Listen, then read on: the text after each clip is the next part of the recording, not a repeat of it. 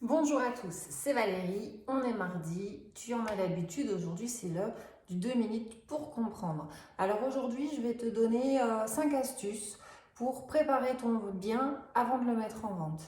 C'est parti. Alors pourquoi cette vidéo? C'est pour t'aider. Pour t'aider parce que quand tu vends quelque chose sur un site de petites annonces, systématiquement tu vends un objet qui t'appartient, tu le mets en valeur pour pouvoir le mettre en vente. Et quand tu vends ta maison, tu fais rien. Pourquoi? Non mais dis-moi pourquoi. Je te donne ici 5 astuces qui vont te permettre de valoriser ton bien. Astuce numéro 1, tu dois faire place nette. Chut, désencombrer, c'est le fameux désencombrement. Alors il y a un moment où il faut le faire. On vit tous avec des objets qu'on utilise et d'autres qu'on n'utilise pas. Le souci, c'est que tous ces petits objets prennent beaucoup de place. Et l'acquéreur, lui, il a besoin d'avoir place nette pour pouvoir se projeter, visualiser l'espace dans son entièreté et s'imaginer. Conseil numéro 2. Tu as désencombré l'espace, tu te retrouves avec plein de place, tu te retrouves aussi peut-être avec du coup des murs qui sont un petit peu sales. Tu dois absolument faire un coup de rouleau. Ça prend pas beaucoup de temps et ça peut absolument tout changer. Une maison en bon état est une maison qu'on entretient et donc du coup ça donne à l'acquéreur un sentiment de sécurité. Sinon tu te poses des questions.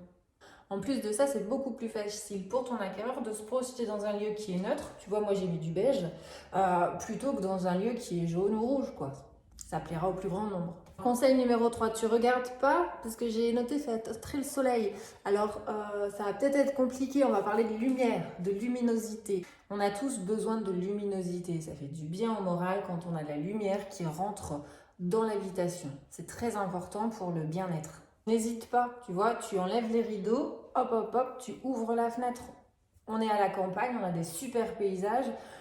Il vaut mieux qu'on voit la plaine plutôt qu'on voit un double rideau orange énorme qui ne fasse pas passer la lumière. C'est très important. Si vraiment tu as un petit peu de vis-à-vis, tu optes pour un voilage plutôt qu'un gros rideau. Conseil numéro 4, le bien parfait n'existe pas. Je le dis très souvent, mes clients le savent. Par contre, il faut savoir pallier à toutes les interrogations de ton futur acheteur. Il y a peut-être une pièce qui n'est pas finie. Dans ces cas-là, il y a des gros travaux qui sont à réaliser. Toi, tu ne peux pas les faire, tu ne sais pas les faire, ou alors c'est trop cher. Tu n'as pas à le justifier. Par contre, prépare 2 devis, au moins 2 devis, qui soient comparatifs, qui soient précis. Ça permet à l'acheteur de savoir exactement combien ça peut lui coûter. Ça rassure tout le monde. Alors, conseil numéro 5, eh bien oui, de confinement, déconfinement, reconfinement, on a remarqué que le jardin, c'était top. Alors c'est la star du moment, le jardin dans l'immobilier. Oui, tu vas faire un dernier effort côté jardin. Ton acheteur, lui, il doit trouver que c'est nickel. Et donc pour lui, si toi tu l'as fait, eh ben lui peut le faire aussi et il n'aura pas l'impression que c'est dur à entretenir. Bon voilà, tu as compris le principe. C'est plus sympa de se poser dans le canapé, de voir que la maison est bien entretenue, que les espaces sont libérés, tu regardes par la fenêtre, le jardin il est nickel, tu te poses plus trop de questions, tu achètes. Si par contre c'est le bazar partout, que les couleurs sont moches et que dehors c'est la forêt vierge, tu te sauves. Si tu as besoin de plus d'astuces, tu m'appelles. Je te souhaite une belle journée et je te dis au plaisir de partager avec vous. À bientôt.